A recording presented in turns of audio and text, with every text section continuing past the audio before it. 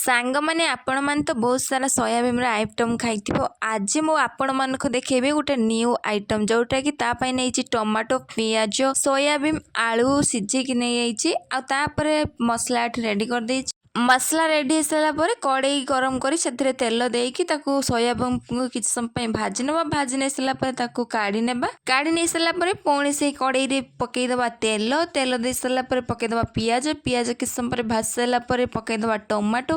ସେହିପରି ଟମାଟୋକୁ କିଛି ସମୟ ପରେ ଭାଜି ସାରିଲା ପରେ ସେଇଥିରେ ପକେଇଦେବା ବଟା ମସଲା। ସେଥିରେ ହଳଦୀ ଗୁଣ୍ଡ, ଲଙ୍କାଗୁଣ୍ଡ, ଲୁଣ, ୟାକୁ ପାଣି ଦେଇକି କିଛି ସମୟ ପାଇଁ କଷି ନେବା। କଷି ସାରିଲା ପରେ ସେଥିରେ ପକେଇଦେବା ଭାଜି ରଖିଥିବା ସୋୟାବିନ୍ ଆଉ କାଟି ରଖିଥିବା ସିଝା ଆଳୁ। ତାକୁ ପକେଇ ସାରିଲା ପରେ କିଛି ସମୟ ପାଇଁ ଘୋଡ଼େଇ ନେବା। ଆଉ ତାପରେ ଘୋଡ଼େଇ ନେଇ ସାରିଲା ପରେ କିଛି ସମୟ ପାଇଁ ଦେଇଦେବା, ଛାଡ଼ିଦେବା। ଛାଡ଼ି ସାରିଲା ପରେ ତାକୁ ଦେଇଦେବା ପାଣି। ଆଉ ଏମିତି ଗାଉଁଲିର ରୋଷେଇ ଦେଖିବା ପାଇଁ ମୋ ଚ୍ୟାନେଲକୁ ସବସ୍କ୍ରାଇବ୍ କରନ୍ତୁ। ବାଏ।